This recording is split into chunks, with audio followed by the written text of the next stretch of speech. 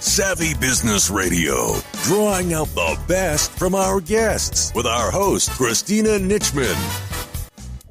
On today's Savvy episode, we have an Iranian immigrant's journey to find hope and happiness with Marina Shakour Haber. Today, she shares her memoirs and exciting book, Dream a Better Dream, Change Your Mind to Save the World.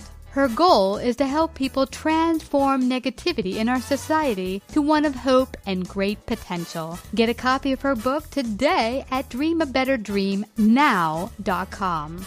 Hi, Marina. Welcome to Savvy Business Radio and our Heartbeat of the World segment. How are you today? Fine, Christina. Thank you. I'm fine. How are you? I'm doing fabulous. I'm very, very happy to have you here. You're talking about your wonderful new book, Dream a Better Dream, Change Your Mind to Save the World. You're an Iranian immigrant who came to this wonderful land of the United States, and many people dream of a better life in coming here, and you did that, but it wasn't always easy for you. There were difficult times, and you've shared your memoirs and your experiences in your new book. Share with the audience what prompted you to write your book? I had been thinking about writing a book for a very long time. I had helped my mother publish her spiritual book, but I never thought that I myself would write a book. Mm-hmm. But on the eve of the election of Donald Trump, mm-hmm. I had made a decision that it was time to write a book. And what I wanted to show is, mm-hmm. or to talk about in my book, is that we are following certain patterns in history. Mm-hmm. And we are back in a repeat pattern of that was before the Great Depression that led mm-hmm. to war. And there was the times of great diversity mm-hmm. and division in countries, of the disparity between the have and have-nots. Mm-hmm. And also, I wanted to talk about coming more from love than this hatred and antagonism. Mm-hmm. So I think, in my opinion, it is time that to change how we feel and thus how we think, mm-hmm. and therefore we will change the environment in the United States and hopefully around the world. Mm. Yeah, it's interesting. I come from a German-Irish background, and my great-great-grandma came here in the early 1900s. And interestingly enough, the building we lived in first as a kid, myself, in Manhattan, was shared by my great-grandma, my grandma, my mother, and then us. So yeah, 4 generations in one apartment in New York City. But it's interesting because growing up in New York City was very, very diversified. There's Black, white, Hispanic cultures, all different cultures. And I hear when my great-grandma came over, that it was like Yorkville. It was all German. All the stores spoke German. It was interesting, but they weren't really accepted at first. And I thought that was interesting. She's like, no, it was, the new people that came over were like, okay, you're taking our jobs. We're not too happy you're here. Go back to your country. And the same happened with the Irish. And my grandpa on my mom's side was Irish, and so he also had some of that happening. Is that some of what you're talking about? Some of the disparities that happen when a new group of people come to the United States? Absolutely. Every new group that comes in, that enters, is facing rejection, because the people that are here that are now Americans, or whatever country that may be, mm-hmm. they sort of feel nervous about this new culture that is coming in. And you see it every time. Recently, I watched a show on TV, and there was a Jewish lady whose family had come after World War II, the Holocaust. Mm-hmm. Now, you would think that they embrace new immigrants, and yet they were just as suspicious about the new Muslim wave that may come in from countries that are facing mm-hmm. Great problems based on environmental changes or political war situations. Yet no, they're different. Mm-hmm. And it is in human beings this thing that we have, that anything that is different from us, outside of us, the first thought is mostly fear. They're different, therefore we must be afraid and protect ourselves. Mm-hmm. And we really do forget that we are all connected. We are all not only in this together, mm-hmm. but we are connected to one another. And we should truly embrace the differences. We do not wish to have a society where we all stereotype, they're all the same. Mm-hmm. Can you imagine Manhattan all being the same? Yeah. It would be horrible. Well, that's kind of why I like Manhattan. It was my favorite borough up until recently when I moved here 13 years ago to Brooklyn, which is super diversified, super awesome. I love Brooklyn. But what's really great about living a lot of my life in Manhattan is that it is so many flavors. There's some, you've got Jewish people, and you've got, other and you get to, understand their flavors. I went to a Hasidic Jewish dinner one night, and it's funny because they serve the meat and cheese separately. I didn't know about their culture, and so I highly offended them when I started taking them and eating them together. And they're like, "What are you doing?" I'm like, "What? I'm just having a sandwich." But, it's like, you didn't clue me in. That wasn't a good idea. But it's really cool to learn about that. Now, is there any times where, it's hard for, say, a new culture coming in where the new host country kind of operates very differently from you? And was it hard, like, say, for your family to come to a country where the culture is very different? Was it a hard adjustment? My history was we moved from Iran to Germany. We lived as children. I was about 8 when we moved to Germany. And I have to tell you, I certainly experienced bullying and being rejected. Mm-hmm. As a kid, the other children, although I'm blonde, they called us dirty desert monkeys in Iran. I'd never seen a monkey. Desert, yes, but not a monkey. So I had no idea. We living in dirt huts. And it was very prejudicial. And my mother taught us how we overcome that. And so I became much stronger. And over the years, it sort of starts rolling off your back. But again, my advantage is that I am not dark-skinned, and so it's easier to be accepted. And that's where it is. When you blend in with the rest, it's easier. But if you look different, then it's even a greater difficulty to blend in, unless, again, we become open-minded and appreciate differences. But then when we immigrated then to Canada, Canada was very open-minded and very, very embracing. Then I moved alone to New York, and I have to tell you, I loved New York. New York was welcoming and kind and helpful. I had never had a problem, but that was in the 80s. Now I think we have changed and we have become, maybe it happened after 9/11, that we have become a little bit more careful and restricted and vigilant, or think that that's how we have to act to protect ourselves. Yeah. I mean, I get what you're talking about. The culture has changed in Europe. I mean, I think 9/11 was a big event for the world, but when that happened, I mean, it definitely got everyone's attention. One thing I found directly afterwards, which was really awesome, is people were more caring in New York. Not that people aren't, New Yorkers are caring. Yeah. They're a nice bunch, but they can be a little abrasive. But I found that. Yes, they can. But after 9/11, I saw people in the park with their fathers and sons playing ball. I mean, that never happened usually on the weekend. The fathers are at home, the moms are in the park. But so it was a more family culture. Let's stick together because we could, not be here tomorrow. So looking out for your neighbor, which was really awesome. And then people just got back to the humdrum and forgot about that. And I was like, it's so sad that it takes something that huge for us to go like, oh, life and death, family, importance of friends. It's sad that we would need a big catastrophe like that to remember the important things in life. Right. And most of the aha moments do come out of moments of crisis, because that's when we are forced to reflect and consider what really matters most in life. And when you come to those moments in life, you usually find that connectedness to other people, to human beings, in relationships is what matters most, what makes you happy. It is usually not in the money and material things, but it's in the people and human connections. Yeah. I think it's where it all begins. I think the most saddest thing for people is at their last deathbed that they're alone. And I think that's probably the truly most worst thing in the universe is at the end to be by yourself.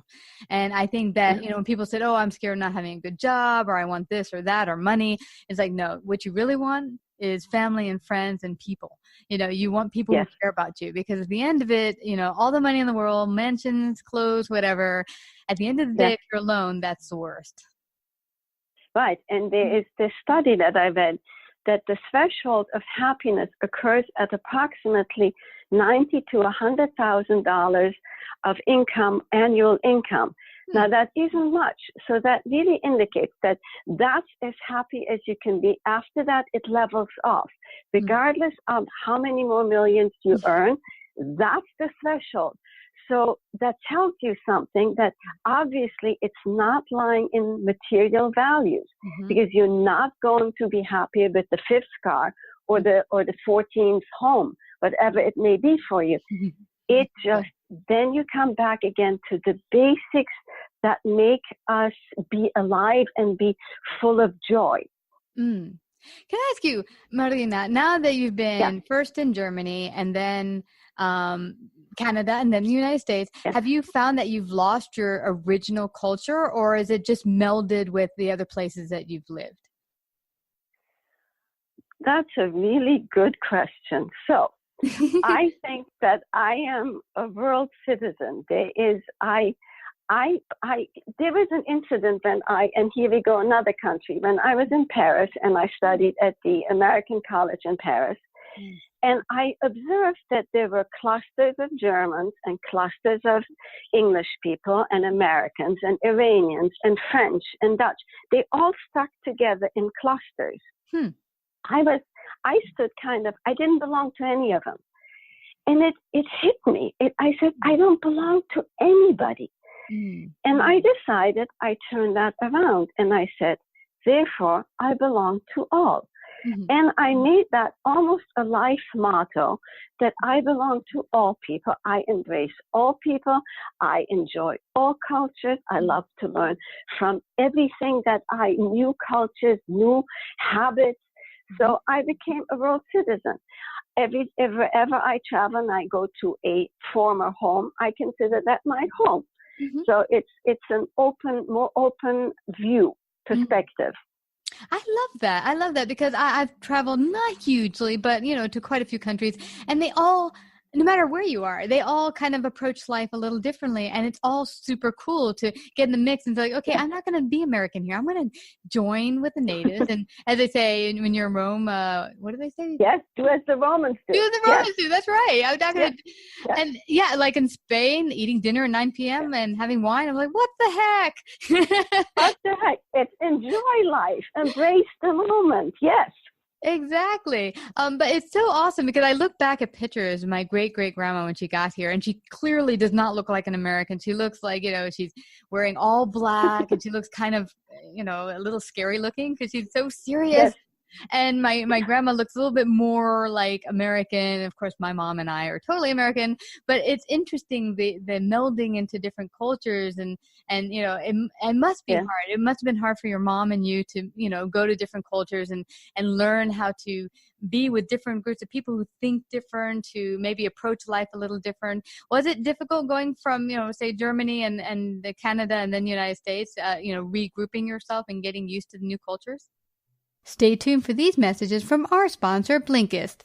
If you have a curious mind like myself, but find you often don't have the time to get to all the books you'd like to read, then Blinkist is for you. Blinkist is the only app that takes thousands of best-selling nonfiction books and distills them down to their most impactful elements so you can read or listen to them in under 15 minutes, all on your phone. With Blinkist, you will expand your knowledge and learn more in just 15 minutes than you can in almost any other way. Plus, you can listen anywhere. I love catching up with my favorite Blinkist titles on my way to work or while working out. Blinkist has a huge library of titles ranging from timeless classics like Think and Grow Rich by Napoleon Hill to #1 bestsellers like Drive by Daniel Pink. One of my personal favorite books and authors is Influence, The Psychology of Persuasion by Robert B. Cialdini. Blinkist is constantly curating and adding new titles from best of lists, so you're always getting the most powerful ideas in a made-for-mobile format. 5 million people are using Blinkist to expand their minds 15 minutes at a time. Get started today. Right now, for a limited time, Blinkist has a special offer for our savvy listeners. Go to Blinkist.com/savvy to start your 7-day free trial. That's Blinkist, spelled Blinkist, Blinkist.com/savvy to start your 7-day free trial. You can cancel at any time. Blinkist.com/savvy. No, not for me. It was because I was raised to be everything, it was an inclusive way of looking at life. And I enjoyed it. I thoroughly enjoyed it. And I like traveling. I like changes. I like people with different opinions. And that's part of it. It's also being inclusive with people who have different opinions. It's the same thing as a different culture. So you have to be open-minded to different thoughts and see what part of it applies to you, what part is good for you, and take that in. And what doesn't work for you, okay, it's not your time yet, or will never be. But that's just being open-minded about all things. And it would help us all to do that, because then we actually can enjoy other cultures versus being afraid of them. Yeah, absolutely. And I could have been really upset sitting at that table being kind of scoffed at for, taking some cheese and some meat. I was like, what did I do wrong? I don't know what I did. But then, I realized this is important, and, I didn't realize, but, also realizing that there's a reason behind that, that actually your body doesn't process cheese and meats very well. So, hey, health reasons are behind not doing that as well. But what I love about you saying is loving change. A lot of people are scared of change, and I mean any change, changing a job or a new city, and actually change is, I think, when you, as a person, grow the most. And if we could learn to love change in all its facets, we could really grow as, humans.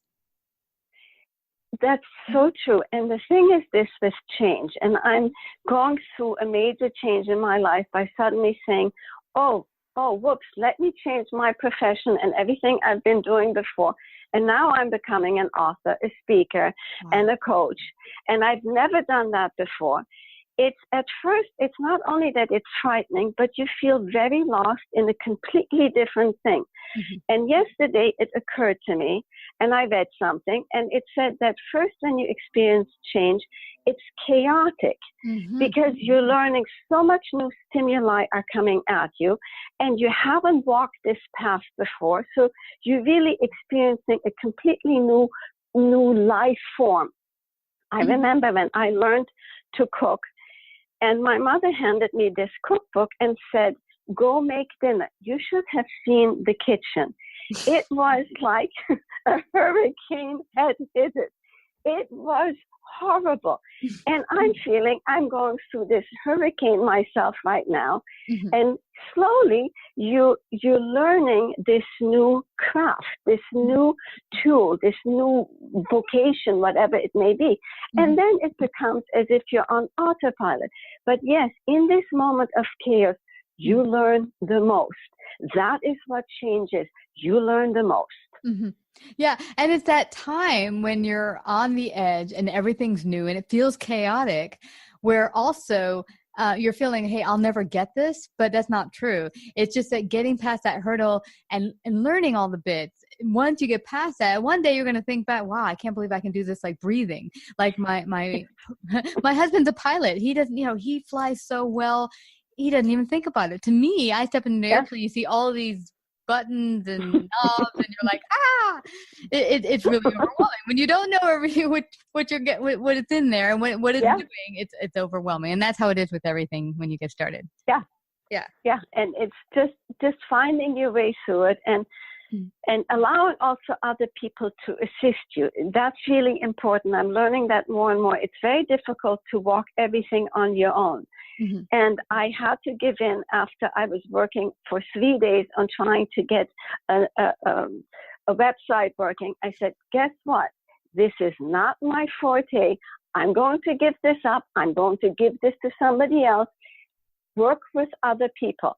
So we have to understand that too, that we cannot do everything by ourselves, which is the key to creation is togetherness.